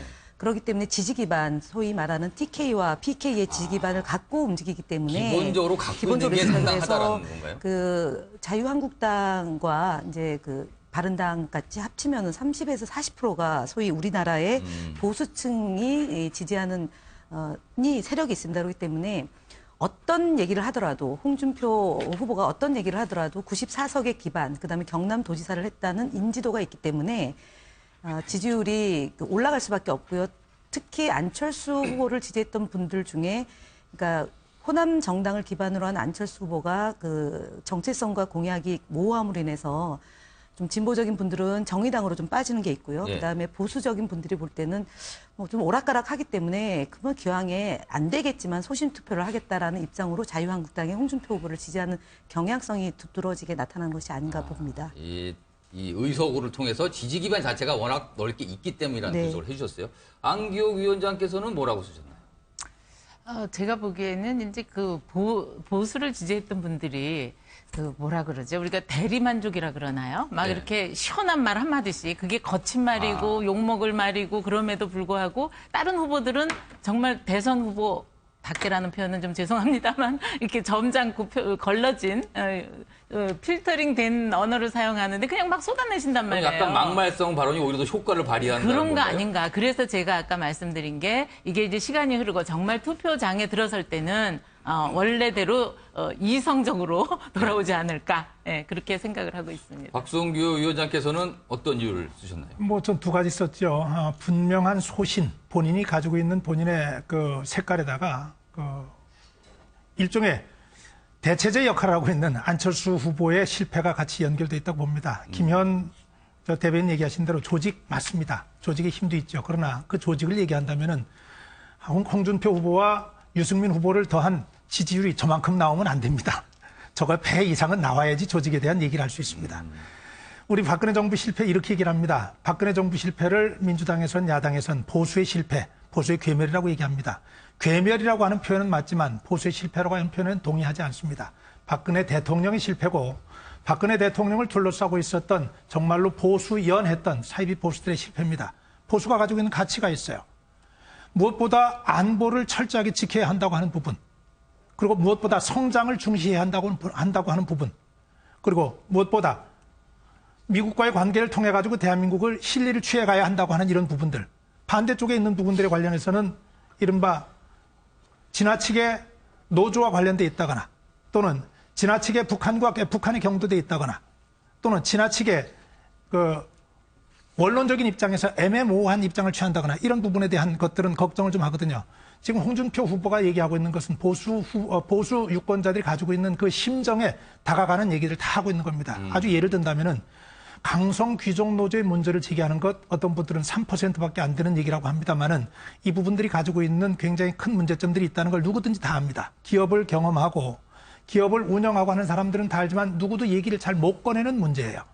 전교조의 문제에 많은 학부모들이 공감합니다. 공감하지만은 그 문제를 드러내놓고 얘기하는 것을 굉장히 주저주저 해왔습니다. 그러나 지금 홍준표 후보가 그런 얘기들을 자신 있게 하고 있는 거예요. 그런 반면에 안철수 후보가 홍준표 후보를 대체해서 자유한국당을 대신해서 문재인 후보의 대항마가 되고 결과적으로는 정권까지 인수할 수 있는 대통령이 될 거라는 기대를 가졌던 많은 사람들이 그쪽에 좀 기댔었는데 여러 차례 토론회를 통하면서 안철수 후보 저 아닌 것 같아라고 하는 회의론이 들면서 이 홍준표 후보 쪽으로 힘이 좀 가는 것 아닌가 하는 그런 생각합니다. 지금 안교위원회에서 긴급 발언을 좀 하셨어요. 우리 박성규 위원장님께서 뭐 1번은 그렇다고 치고 안철수 실패라고 정의를 하셨는데 실패가 너무 저도 용어를 고민했는데 좀 그거는 아닙니다. 왜 그러냐면은 지금 정도로 너무 맞습니다. 이거를 우리가 그 국정농단 사태로 이렇게 뭐 대통령이 탄핵되고 구속까지 된 이런 상황에서 또 다시 지금 뭐 보수 진보 이념 논리를 지금 펴서 네, 이렇게 프레임을 짠다고 하는 것은 아닌 것 같고요. 정말 작년에 우리가 국민의당 5%에서 시작해서 아무도 상상하지 못했던 그런 민주당을 넘어서는 그런 정당 지지율을 주신 그런 거에 비춰본다면 정말 이제는 우리도 다당제로 양방제의 구도를 깨고 다당제로 정말 국민들의 그 다양한 그런 생각과 환경과 그런 이념들을 받아들이는 이런 사회가 되지 않았나 싶습니다. 그거는 좀 바꿔주시죠. 알겠습니다. 죄송합니다. 실패 잘못했습니다. 지금 후진입니다. 안철수 후보 얘기는 저희가 준비가 됐으니까 그때 좀 더 자세한 얘기 하고요. 홍준표 관련해서는 요 내용만 마지막으로 좀 한번 보겠습니다. 지금 잠깐 언급이 됐지만 홍준표 후보가 이슈 주도를 하는 건 어느 정도 좀 탁월한 모습이 아닌가라는 평가가 좀 있어요. 사실 동성애라든가 사형제 이런 문제는 사실 우파 진영에서 말을 하고 입장을 내기가 참 애매한데 아주 과감하게 입장을 내놓기 때문에 오히려 이런 것 때문에 지지율이 올라가는 게 아닌가라는 분석도 나오는데 홍 후보가 어떤 주장을 하고 어떤 목소리를 냈는지 저희가 영상으로 준비했는데 보겠습니다. 분께서 아마 익숙한 장면일 것 같습니다. 뭐 유권자분께서 판단을 하시겠죠. 자, 홍준표 후보 얘기는 여기서 좀 마무리하고요. 또 한 명의 주목되는 대선 후보가 있습니다. 요새 아마 정치 인생 일에 가장 좋은 시절이 아닐까도 싶은데 바로 심상정 정의당 대선 후보입니다. 각종 여론조사 보면은 이제 10%까지 근접하고 있구나라는 걸 막 느껴지는 수치도 나오고 있습니다. 역시 자신감 넘치는 심상정 후보의 목소리 저희가 한번 준비했는데 영상부터 보겠습니다. 지금은 촛불 대선이라고 생각합니다. 이 촛불 대선의 가장 바람직한 구도는 문재인 대 심상정 구도다. 심상정 대 문재인 구도다. 이렇게 생각합니다. 홍준표, 안철수 후보, 홍준표 후보를 제껴서 1강 2중을 만들고 그다음에 이제 심상정 문재인 구도 만들고 아마 5월 9일 투표할 쯤 되면은 누가 대통령이 될 것인가 국민들이 따지게 될 것입니다. 자, 요즘 대선 후보들 발언 들으면 서로 상대방 후보를 제낀다고 계속 그런 얘기들 쭉 하시는데 지금 심상정 후보 같은 경우는 글쎄요, 이런 말이 또 나오고 있더군요. 어대문이어서 그 소심을 하는 거다. 그래서 무슨 뜻인가 봤더니 어차피 대통령은 문재인이니까 그렇다면 소신껏 심상정이라도 찍어보자. 이런 분위기가 있어서 지지율이 오른다라고 또 분석을 하시는 분들이 있어요. 그래서 제가 잠깐 소개했는데 자, 노영희 변호사. 네. 심상정 후보의 지지율 상승세. 자, 이거는 어떤 이유가 깔려 있을까요? 저는 매우 바람직하다고 생각을 하고 있고 특히 이제 그 다른 후보들과 비교되는 분명한 선명성이 지금 이 상황 이 혼란스럽고 애매한 이 대선 전국에서 좀 사람들에게 먹히는 게 아닌가라는 생각이 좀 드는데요. 좀 어대문이라고 하는 거는 정말 조금 조심해야 될 부분이 아닌가 생각이 들어요. 왜냐하면 심상정 후보의 지지층하고 사실은 문재인 후보의 지지층이 완전히 별개의 조직이다라고 보기는 좀 어려운 부분들이 있기 때문에 어대문이라고 하는 논리에 따라서 심상정 후보가 주장한 내용대로 가게 되면 정권 교체라고 하는 거는 사실 조금 요원해질 수가 있거든요. 그리고 특히 이제 문재인 그 후보를 지지하는 분들 입장에서도 어대문이라고 하는 그런 잘못된 생각에 자꾸 사로잡혀 계시면 제가 보기에는 또 하나의 정말 박근혜 정부와 같은 그런 잘못을 저지를 수도 있을 것 같아서 그 부분은 정말 심각하게 고민을 하셔야 될 것 같습니다. 그리고 심상정 후보가 보여주고 있는 우리나라 그 노동에 대한 가치라던가 또 실질적으로 어떤 식으로 대선 후보들이 움직여야 된다라고 하는 것의 그런 정석적인 프레임을 지금 보여주고 있는 부분이 저는 매우 산뜻하고 좋았다라고 보여지고요. 얼마나 다른 후보들이 그 제대로 자신의 소신을 밝히지 못하면 심상정 후보가 그냥 아주 지극히 정상적인에 불구하고 마치 엄청나게 훌륭한 것인 것처럼 지금 사람들에게 비춰지는가 그 부분들 조금 한번 생각을 해봐야 된다라고 생각합니다. 자, 김 의원님. 지금 문재인 후보와 심상정 후보가 지지율이 좀 어느 정도 겹친다는 얘기를 좀 나왔는데 8% 정도예요, 지금. 근데 만약에 10% 올라갈 경우에 문재인 후보의 지지율을 좀 가져오는 측면이 생길 수가 있고 그렇다면은 오히려 더 문재인 후보의 지지율이 빠질 이런 가능성 어떻게 보세요? 이제 후보 막판에 이제 지금 예, 다다르고 있지 않습니까? 5월 4일, 5월 5일이 이제 사전 투표일이고요. 그리고 5월 9일까지 내다보면 9일 남은 시간이고, 그다음에 마지막 TV 토론회가 남겨져 있고, 5월 4일 이후에는 그 여론조사를 공표할 수가 없지 예, 예. 않습니까? 그러니까 거의 지금 나오는 여론조사가 투표 당일날의 그 분위기가 반영되는 거 아니냐라는 걸로 말씀을 드리고요. 어대문 이렇게 말씀을 하시는데 저희 문재인 후보와 선대위에서는 투표를 해야지만 문재인이 대통령이 됩니다라는 얘기를 드립니다.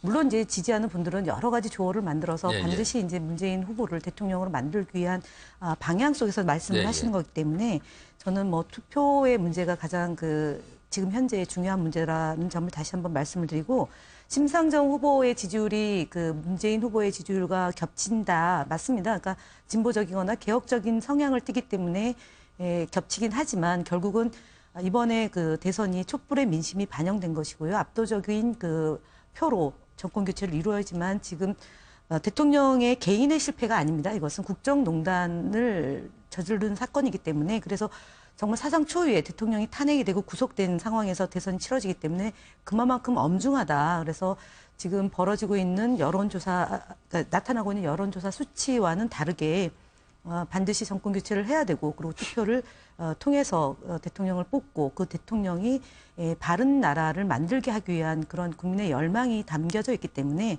지금 심상정 후보의 여론조사 수치가 결과치로 나타나지는 않을 거다라고 봅니다. 안기호 위원장께서 조금 지지율 관련해서 다른 질문을 좀 드릴게요. 지금 안철수 후보가 아까 말한 대로 부진합니다. 지지율상으로 보면 많이 좀 내려가고 있었어요. 그 모습을 보는데 만약에 안철수 후보가 어떻게든 반등을 해서 지지율을 좀 끌어올릴 경우에는 심상정 후보의 지지율이 악영향을 받을 가능성이 있을까요? 지금 사실 심상정 후보는 어떻게 보면 아까 제가 설명했지만 이 문재인 후보의 대세론이 있는 상황에서 그걸 바탕으로 심상정 후보로 표가 가는 것 같다라는 분석이 나오고 있는데, 만약에 그 대세론을 위협하는 안철수 후보가 다시 도약을 한다면 심상정 후보의 지지율은 또 빠지게 되는 이런 현상 가능성이 있어 보이십니까? 저는 충분히 가능한 예측이라고 보고요. 더군다나 지금 나오고 있는 여론조사의 그 방법이라든가 여러 가지 객관성에도 여러 가지 문제점이 좀 지적이 되고 있는 터에다가 우리가 지난 미국 대선에서 보면 힐러리가 안 된다고 하는 여론은 딱 한 군데뿐이 없었습니다. 다 힐러리가 100% 된다. 정도의 차이는 있지만 트럼프가 된다고 하는 데는 없었는데, 오직 한 군데에서 트럼프가 된다고 한 데가 있었죠. 구글 트랜스 분석, 소위 말하는 빅데이터라고 하는, 거기에서 이번에 나온 자료를 보면 오히려 안철수 후보가 문재인 후보가 같거나 문재인 후보보다 높게 나왔다 하는 자료가 나왔습니다. 그렇다라고 한다면 지금 이런 조율 과정, 여러 보수 진보, 저는 사실 보수 진보 갖고 싸운다는 게 이번 대선에서 과연 이게 합당하냐? 예, 예. 이거 보수 대표 뽑는 거 아니고 진보 대표 뽑는 거 아니고 국민의 대표 뽑는 선거거든요. 예, 예. 그래서 대한민국 국민이 정말 어떤 대통령을 뽑아서 우리 대한민국을 정말 다시 새롭게 세우느냐 하는 이런 선거에서는 충분히 이제 그런 조율 과정을 거쳐서 정작 투표 당일에는 다시 안철수 후보와 문재인 후보의 어떤 양강 구조로 가지 않겠나 하는 그런 생각이고요. 예. 그렇게 되면 마땅히 이제 우리 홍준표 후보나 우리 심상정 후보의 지지율은 또 원상태로 찾아가시겠죠. 네.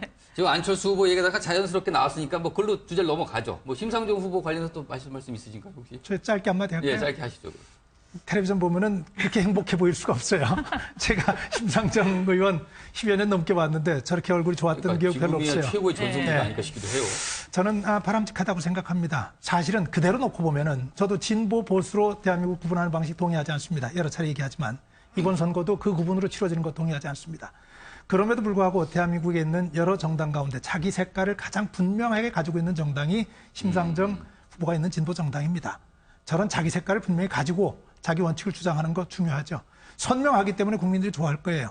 왜냐하면 지금 워낙 모호한 부분들이 너무 많기 때문에. 네. 그런데 선명할 수 있는 이유는 제가 볼 때 여러 가지 중에 하나 있습니다.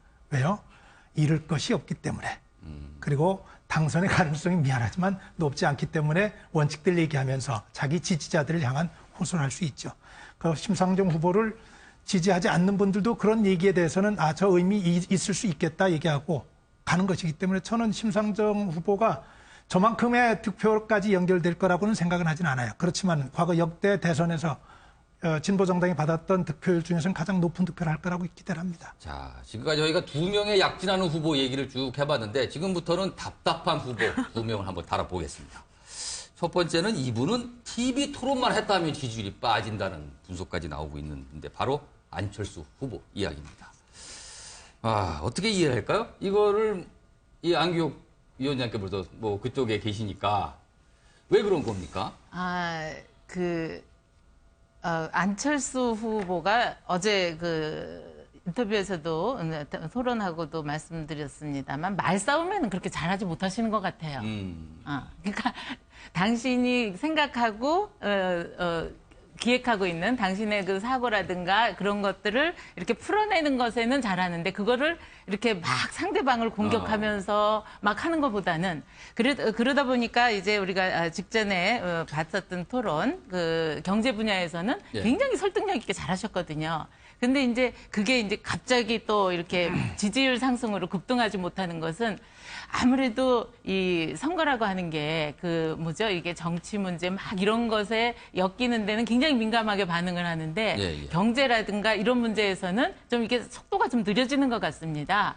그래서 아직 내려갔던 게 반등이 안 되는 이런 거지. 이제 남은 또 2번의 토론이 있지 않습니까? 한 번 남은 거 아닌가요? 한 번 남았죠. 사회 교육 분야 한 번 남았는데 그건 또 우리 안철수 후보의 가장 장점 중에 하나이기 때문에 기대하셔도 될 것 같습니다. 혹시 사실 안철수 후보가 대선 국면에 들을 때 유세할 때 보면은 이걸 뭐라 그래야 돼요? 호랑이 목소리인가요? 복식 호흡을 하면서 굉장히 크게 아주 우렁차게 내는 목소리를 보이는 반면 토론만 가면은 소위 말해서 목소리가 이렇게 쪼그라드는 아주 작은 모습에서 일부에서는 조금 글쎄요. 제가 방송에서 이 얘기를 할까 말까 고민했는데 그냥 하겠습니다. 초딩 목소리 같다라는 이렇게 약간 비판적인 내용까지 나오고 있는데 저희가 영상을 준비했는데 한번 비교한 영상이니까 시청자분께서 한번 보시죠. 개파 패권주의가 망친 나라 국민 대통합정부로 제대로 세우겠습니다. 여러분 함께 해주시겠습니까? 유 후보님 실망입니다. 실망입니다. 자, 지금 준비한 영상 2가지를 비교해서 보셨는데, 노영희 변호사. 저런 토론회 이후에 이제 안철수 후보를 패러디한, 여러 가지 패러디한 영상물이나 무슨 이게 포스터 이런 게 많이 돌고 있어요, 인터넷 공간에. 진짜로 저런 안철수 후보의 유세와 토론의 다른 모습 때문에 보수층을 포함한 많은 분들이 좀 실망하셔서 지지율이 빠지고 있다. 이렇게 봐야 될까요?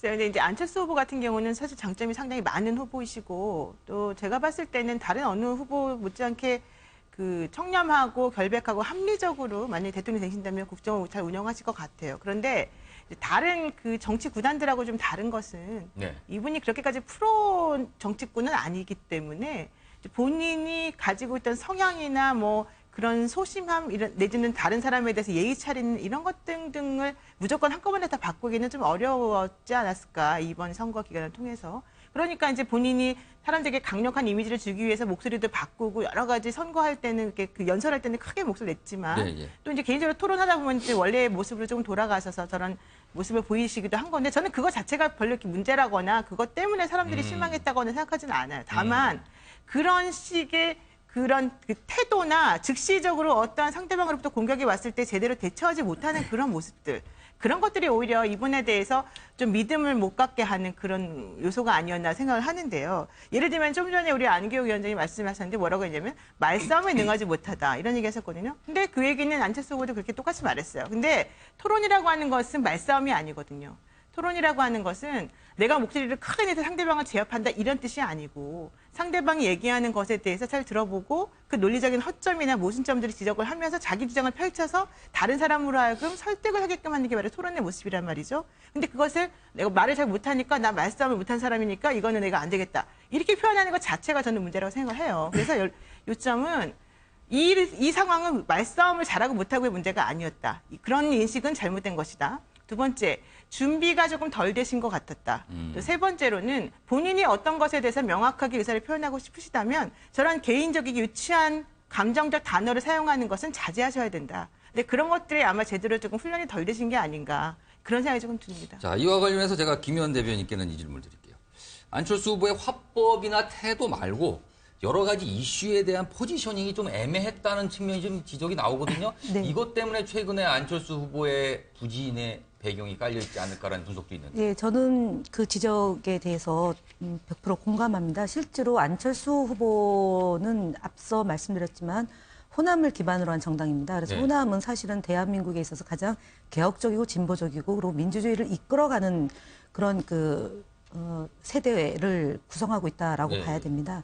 그런데 이제 사드 배치 문제나 아니면 개성공단 문제에 대해서는 어찌 보면은 가장 개혁적이고 진보적인 호남 민심에 거스르는 말씀이고요.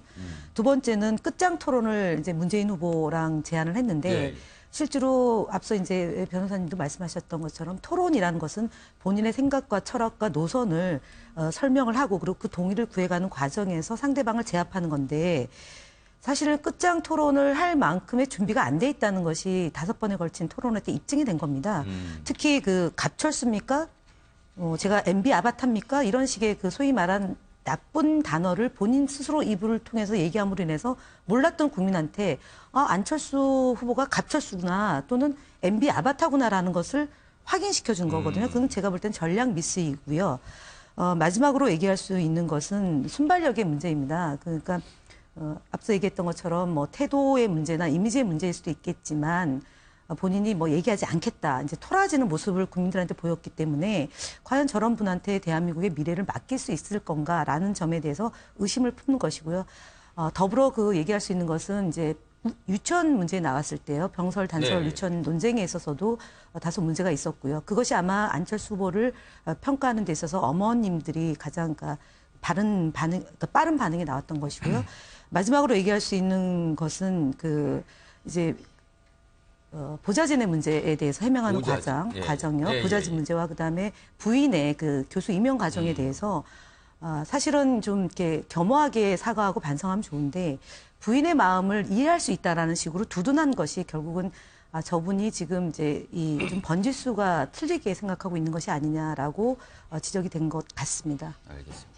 이렇게 부진에 빠진 안철수 후보가 승부수를 던졌습니다. 바로 통합정부 구상 그리고 대통령 임기 단축을 이슈로 내건 겁니다. 자, 저희가 지금 영상 준비했는데 발표 내용을 직접 들어보겠습니다.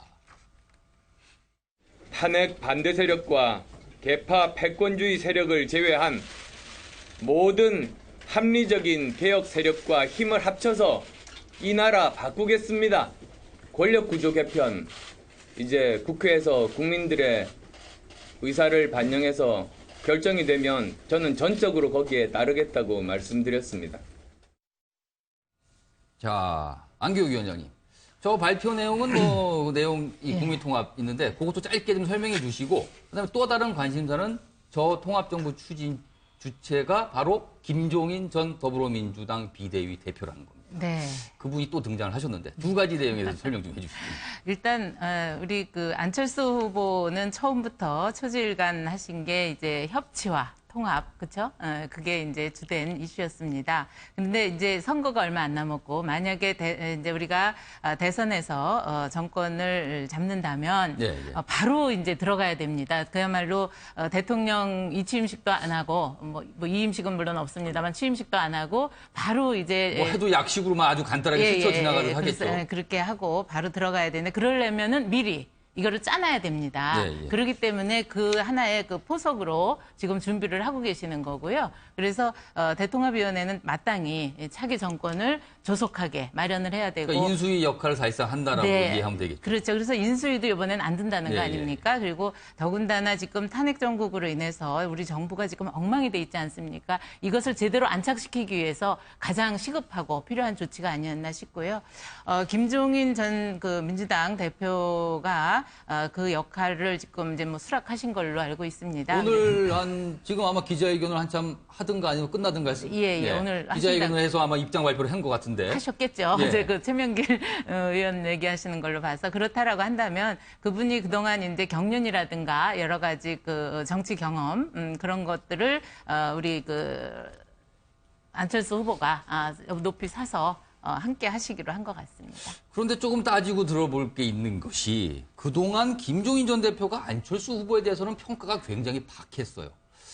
저렇게까지 말할 수 있을까라는 정도로 좀 거칠게 나온 면도 있었었는데 그동안 어떤 발언을 했는지 그것부터 먼저 듣고 다시 이어가겠습니다. 혹시라도 선거가 잘못돼서 당을 분열을 시켜서 야당이 저렇게 됐다는 그런 면피용으로도 얘기하는 것이지 실체하고는 전혀 다릅니다. 당대 당 통합을 갖다가 안 하겠다고 그러는 거는 당을 깨고 나간 사람이 있기 때문에 그걸 안 하려고 그러는 거지. 통합을 하자고 제의를 했는데 이런 자에 거절한 사람이 장본인이 안철수 대표인데 그걸 어디다가 그 책임을 갖다가 딴 데로 넘기려고 합니까? 저런 말씀을 이미 1년 전에 하셨는데 이제 안철수 후보를 대선 중에서 돕겠다고 가셨습니다. 자, 박성규 위원장 이런 거 좀 어떻게든 받아들여야 됩니까? 정치인은 참 변화무쌍하구나. 정치인의 마음은 누구도 짐작하지 못하는구나 이런 거죠. 제가 아예 단정히 질문 이해하세요? 아니면 좀 문제가 있다고 보세요? 저는 뭐 이해할 수 있다고 봅니다. 왜냐하면은 예. 정치 행위는 최선을 추구하지만은 최선이 불가능하다고 판단될 때는 차선으로 돌려야 하는 것이 그 숙명이거든요. 제가 보기엔 김종인 전 대표 입장에서는 적어도 문재인 후보가 대통령이 돼서 이 나라를 끌고 가는 그 미래보다는 그래도 안철수 후보가 끌고 가는 미래가 낫다고 판단하신 것 아닌가. 그래서 저런 비난도 했지만 또 힘을 합치는 것이 아닌가 하는 그런 생각을 합니다. 그런데 이제 저를 보면서 좀 아쉬움은 좀 있죠. 국민의 입장에서 저도 뭐 정당인의 한 사람이긴 하지만은 안철수 후보가 지금까지 쭉 얘기했던 것 중에 하나가 정치적인 공학적인 연대 안 하겠다. 예. 인위적인 연대 안 하겠다 했었거든요. 근데 그것이 좀 흐트러지는 거거든요. 어쨌거나 그 얘기는 본인이 가지고 있는 다급한 절박한 처지를 얘기하는 것이기도 하고 이 지점이 바로 안철수 후보의 지지도가 점점 떨어지고 있는 것과 관련이 있는 겁니다. 악순환의 고리에 걸린 것이죠. 네. 국민이 안철수 후보에게 기대했던 건 뭐죠? 기성정치, 본인들의 이익만 추구하고 국민은 안중에도 없는 이 정치권 싹 좀 바꿔라. 잘못된 부패, 기득권 사회 구조 싹 좀 바꿔줘라. 거기에 정치에 때묻지 않는 안철수 당신이 할 수 있을 것 같다. 그래서 네. 안철수 후보에게 기대를 줬었는데 멀리서 봤을 때는 제법 그런 거 할 수 있을 것 같았고 그래서 다 무너진 새누리당 저기는 아닌 것 같고 해서 기대를 가지고 쭉 줬는데 멀리서 봤을 때는 괜찮다고 봤는데 가까이에서 이제 좀 현미경을 들이대고 토론이라고 하는 과정과 절차를 통해서 보니까 이거 아닌 것 같아 이렇게 온 거거든요. 전적으로 안철수 후보 본인의 요인에 기인한 겁니다. 지금 여기까지 온 과정은. 그래서 이런 다른 여러 가지 작업을 통해 가지고 지지율을 끌어올리겠다고 하는 노력 당연하겠지만 저 쉽지 않을 거라고 봅니다. 하나밖에 없어요. 방법은요. 죄송하지만 안철수 다움을 회복하는 겁니다. 중간지대에서 이쪽 눈치 보고 저쪽 눈치 봐가지고는 국민이 마음 다시 갖기 어려울 그럼 거예요. 이 질문을 추가로 드릴게요. 네네. 김종인 전 대표가 안철수 후보를 돕겠다고 지금 갔지 않습니까? 네네. 이거는 대선에 어떤 영향을 미칠까요? 개인적으로 생각하면 큰 영향은 저는 주지 못할 거라고 봅니다. 왜냐하면 제가 조금 전에 말씀드렸듯이 그러면 안철수 후보 입장은 승부수는 아닌 게 되네요. 본인의 입장에서는 승부수라고 얘기할 수 있지만은 객관적으로는 효과가 나기 어려운 승부수라고 볼 수 있는 거죠. 네. 이 마지막 단계 지푸라기 잡은 거거든요. 지푸라기가 생명 구할 수 있을까요? 왜요? 본인 때문에 벌어진 문제이기 때문에 그렇습니다. 그리고 김종인 후보가 가지고 있는 역할, 그때는 다른 쪽의 역할이 있었어요. 김종인 전 대표 굉장히 훌륭합니다. 카리스마 있고 그 복잡한 민주당 내의 사정을 정리해서 총선에서 정말 이제까지 없었던 민주당의 모습을 보여줬어요. 거기에 플러스 뭐가 됐냐면 죄송합니다만 새누리당에 개판이 있었습니다. 상상치도 못하는 새누리당이 공천 과정을 통해서 국민을 실망시켰고 너무 그것이 엉망진창이라는 표현을 하신 거죠? 그렇죠. 저도 뭐 공감할 수밖에 없죠. 그랬는데 지금은 민주당이 그런 실수할 것 같지 않아요. 다른 당에서 안철수 후보를 도와주기 위해서 그런 실수 나올 것 같지 않아요. 그렇기 때문에 김종인 후보가 천하의 어떤 능력이 있다고 할지라도 지금으로서는 쉽지 않은 것 아니냐. 자, 노영희 변호사께도 똑같은 질문 드릴게요. 어떤 영향이 있을까요? 저도 별로 영향이 없을 것 같아요. 왜냐면 이제 김종인 그 대표가 가지고 있는 그 모습, 지금 위원장으로 지금 이번에 수락하셨다고 하는데 그분이 보여주는 모습이라고 하는 거는 사실은 철 따라 조금 움직이는 그런 모습을 사실 많이 보여주셨었고 또 그분이 가지는 상징성이라고 하는 것은 상당히 권력 지향적인 그러한 그 부정치의 모습을 조금 대변하는 게 아닌가라는 게 이제 일반적인 시각일 수 있거든요. 제가 봤을 때는 이분이 뭐 합류하면은 어느 정도의 의지가 되고 워낙 예, 예. 경험이 많으시니까 뭐 조직을 정리하는 측면에서는 의미가 있겠지만은 그 이외에 국민들이 이 김종인 이 위원장이 합류함으로 인해서 그 안철수 후보가 가지고 있는 이런 그 정치 노선이라던가 보여주고자 하는 그런 정권의 개혁 모습이 참신하고 정말 우리가 원하는 방향으로 간다라는 식으로 좋게 생각할 가능성이 이렇게 많지는 않을 것 같고 실질적인 영향력은 오히려 미비하지 않을까 생각합니다. 알겠습니다. 지금 안철수 후보에게는 이 정도에서 좀 마무리하고요. 또 답답한 한 분 얘기로 넘어가 보겠습니다. 자, 이분은 당에서는 사퇴하라 아니면 후보 단일화를 하라고 요구를 받고 있는데 본인은 전국을 열심히 돌아다니면서 대선 운동을 하고 있습니다. 바로 바른정당의 유승민 후보 이야기입니다. 급기야 지난 28일에는 바른정당의 이은재 의원이 홍준표 후보를 지지하면서 탈당을 해버렸습니다. 자, 그 당시 탈당하면서 여러 가지 이유를 밝혔는데 준비된 영상 보겠습니다. 저는 오늘 바른정당을 떠나 자유한국당 홍준표 후보를 지지하고자 합니다. 분열된 보수가 다시 하나로 합쳐야 하기 때문입니다.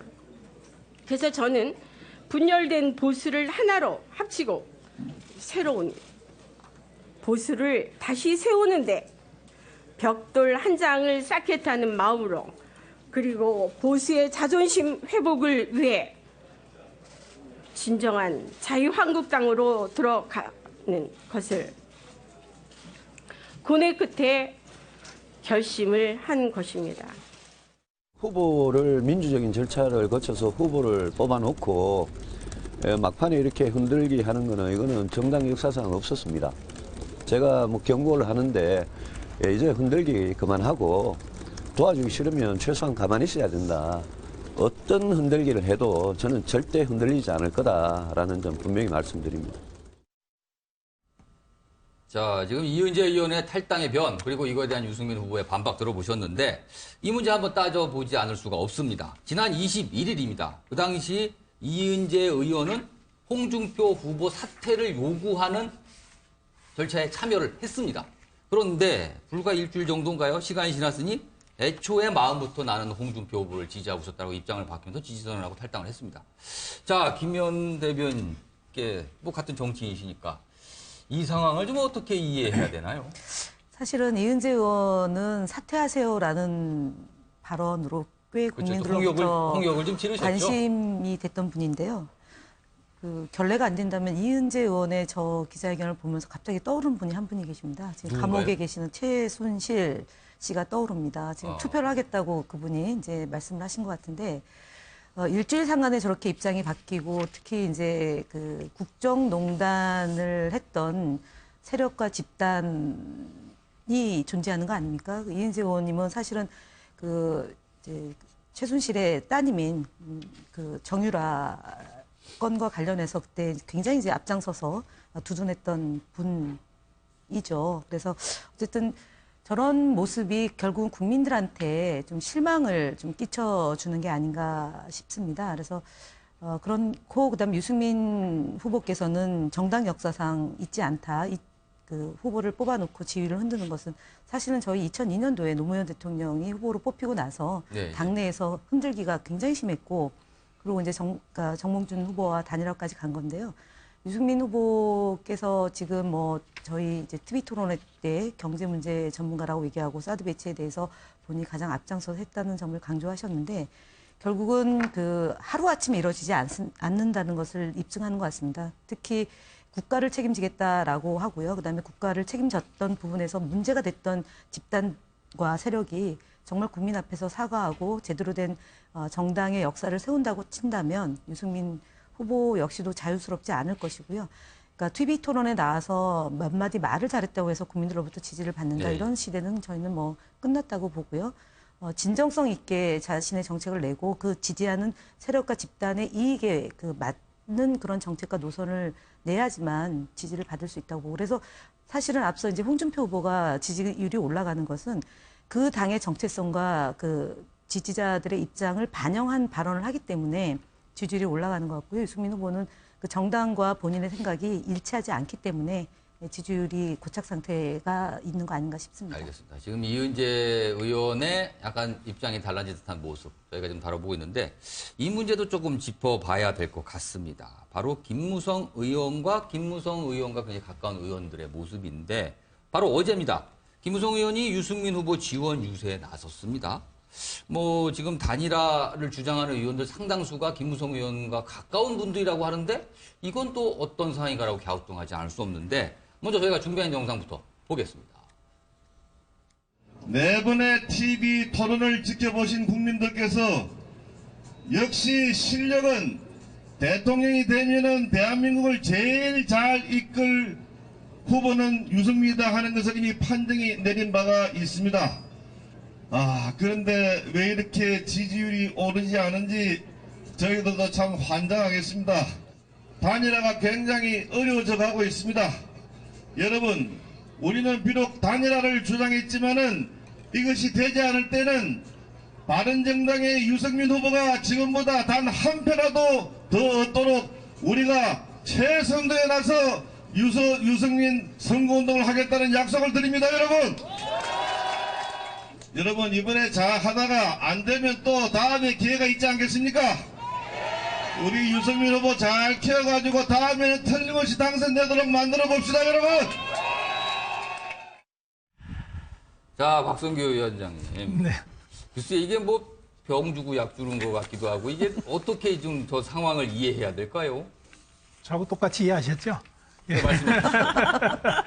굉장히 곤혹스러운 모습을 그대로 담고 있네요. 네. 유승민 후보의 주장 일리 있습니다. 당에서 공식적인 절차 통해서 뽑아놓고 후보 이렇게 흔들어도 되느냐. 반면에 사퇴론 내지 단일화론 주장하는 의원들 얘기 충분히 일리 있습니다. 뽑아놨는데 그래도 당의 존재 이유라도 만들어줘야 하는데 후보에 가려서 후보와 함께 당의 존재 자체가 지금 가려져 있는 상황이기 때문에 네.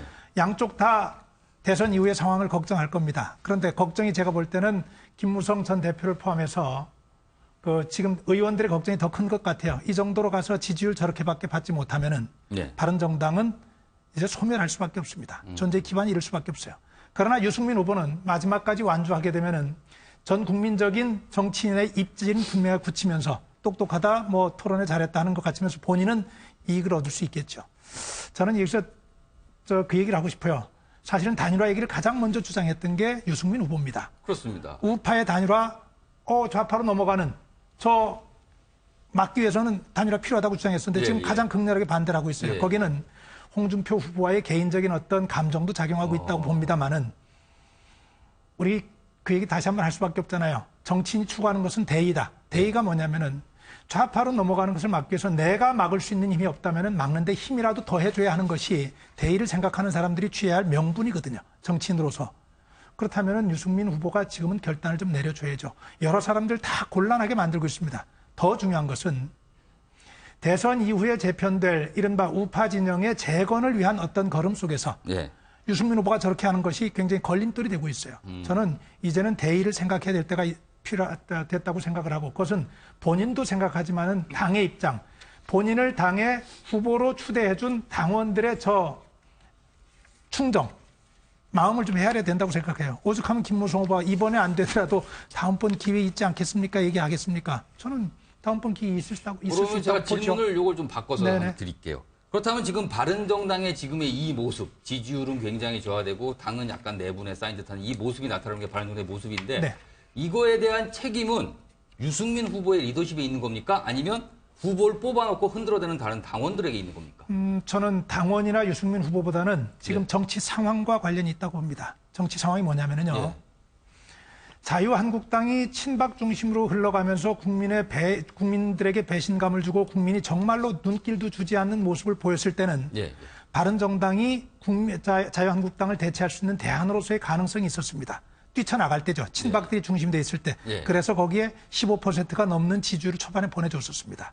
그런데 어찌됐건 자유한국당이 인명진 비대위원장 체제가 되면서 그 탄핵 정국에서 나타난 문제들 정리하고 책임을 물을 부분들에 있어서는 묻기도 하고 이렇게 하면서 보수 정당이 아니라 박근혜 대통령과 주변 사람들이 실패를 했지 보수 정당, 보수 세력은 다시 추스리고 가야 한다고 하는 명분을 던졌고 거기에 자유한국당이 나름대로 노력하는 모습을 보여줬어요. 거기에 따라서 떠났던 많은 사람들이 아 그래 바른정당과 자유한국당이 하는 모습을 보니까 우리의 가치를 꾸려가는 데는 이쪽이 나은 것 같은데 하는 그런 선택을 하면서 바른정당이 설 위치가 없어졌다고 저는 보는 거예요. 그러다 보니까는 민주당, 진보정당, 자유한국당 사이에서 바른정당의 포지셔닝이 정말 어려워진 겁니다.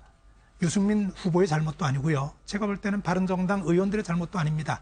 변하고 있는 정치 상황에 몫이 크고 그렇기 때문에 제가 유승민 후보의 결단을 더 촉구해야 한다는 그런 얘기도 할 수 있는 겁니다. 지금의 이 난관은 누구 탓이 아니라 상황 탓이라고 설명하신 것 같은데 똑같은 질문을 제가 안기호 위원장께 드릴게요. 누구 탓으로 봐야 됩니까?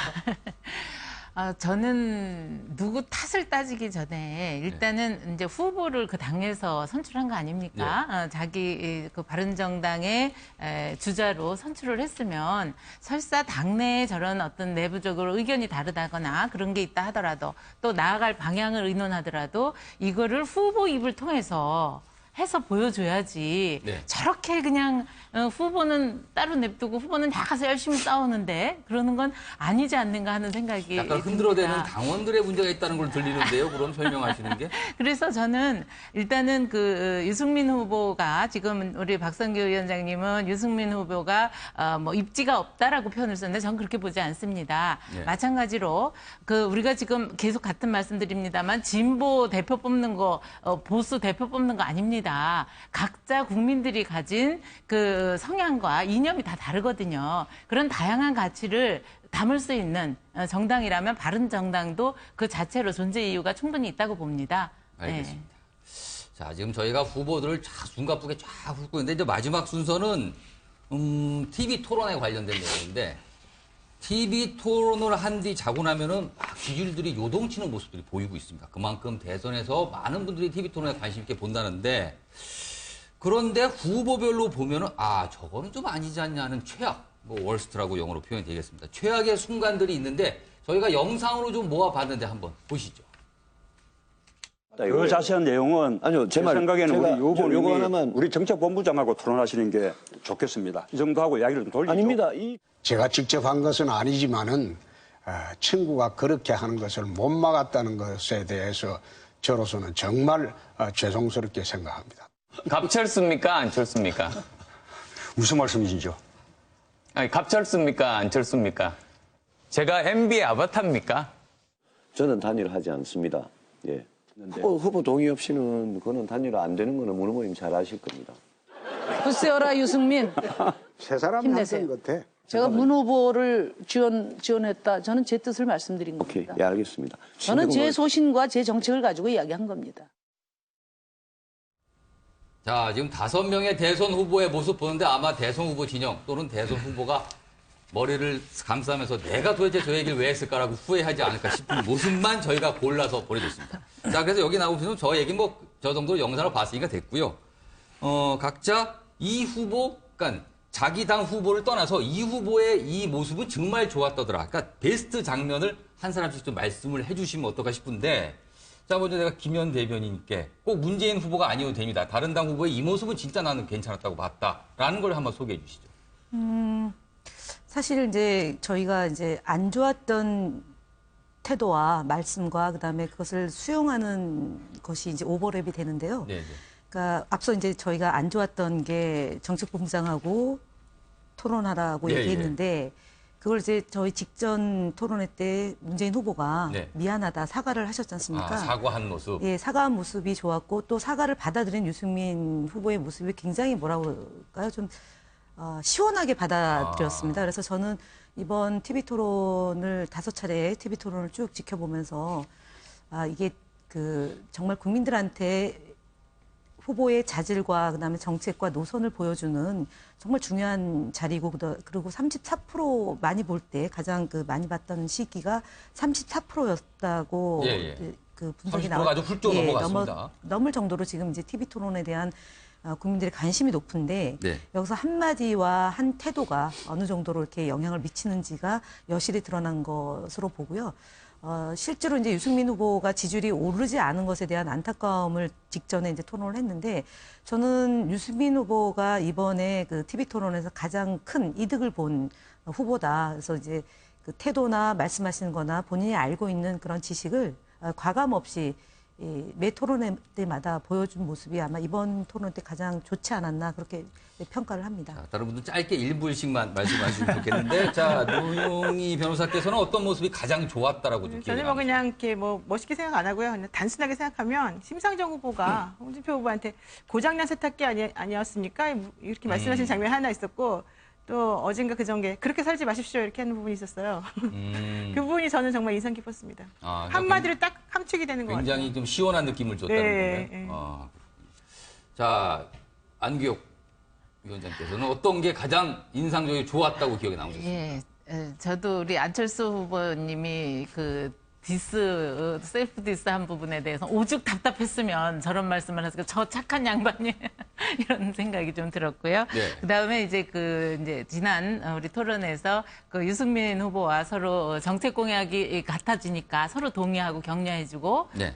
그런 부분들은 참 대선 후보로서 훈훈한 그런 걸 느꼈습니다. 그리고 그 심상정 후보가 과거에 사실 우리 그 정의당 뭐 노동당이 계속 그 하다가 중도에 포기하고 그런 경우가 많았는데 이것도 우리가 우리가 다당제로서의 어떤 다양한 그 이념이라고 하는 걸 버텨봤을 때 이번에는 정말 끝까지 농론하셔서 네, 많은 표 얻으시기 바랍니다. 자, 박성규 의장께서는 가장 좋은 베스트 장면이 어떤 걸로 기억나세요? 죄송합니다만 뭐 그렇게 기억이 나질 않아요. 누구한테서도. 월스트만 인정하시는 건가요? 아니, 월스트도 사실은 저 동의하지 않는 부분들이 좀 있습니다만은. 예. 그런데 토론회 통해서 우리가 보고자 하는 거는 지식 보고자 하는 것 아니거든요. 현안에 대해서 얼마나 꿰뚫고 있느냐 그것도 중요합니다만 그보다 더 보고 싶은 거는 대통령 후보로서의 철학과 비전과 소신을 보고 싶은 거거든요. 그런 면에 있어가지고는 저는 이번에 토론회에서 후보들이 그걸 보여주는 데는 실패했다 이렇게 보고요. 그나마 제가 의미 있다고 보는 것은 저희 당 소속이기 때문은 아니고 네. 사실은 전교조 문제나 강성 귀족 노조의 문제나 사형제나 이런 문제들 우리 사회에서는 한 번 이제 논의할 때가 된 문제들입니다. 그런 이슈들을 꺼내서 같이 논의할 수 있는 기반을 만들었다고 하는 부분에 있어서 저는 홍준표 후보의 공이 그 부분에 있다고 좀 생각을 합니다. 굉장히 그것도 좋게. 그 네. 모습 자체가 좋았다고 평가를 하시는 거예요. 예, 그런 의제를 던진 것 자체가요. 예. 자, 요거는 마지막 질문일 것 같은데 김현 대변인께 질문 드릴게요. 제가 앞서가는 후보 진영에 계시니까 질문 드리겠습니다. 자당 후보 말고 다른 당 후보 한 분을 좀 고르셔서 이분 TV 토론할 때 이렇게 좀 하시면은 굉장히 효과적일 텐데 하는 조언을 좀 한번 해주신다면 어떤 후보의 어떤 말씀을 좀 해주실 수 있을까요? 안철수 후보에 대해서 제가 만약에 TV 토론에 대한 조언을 한다면 네.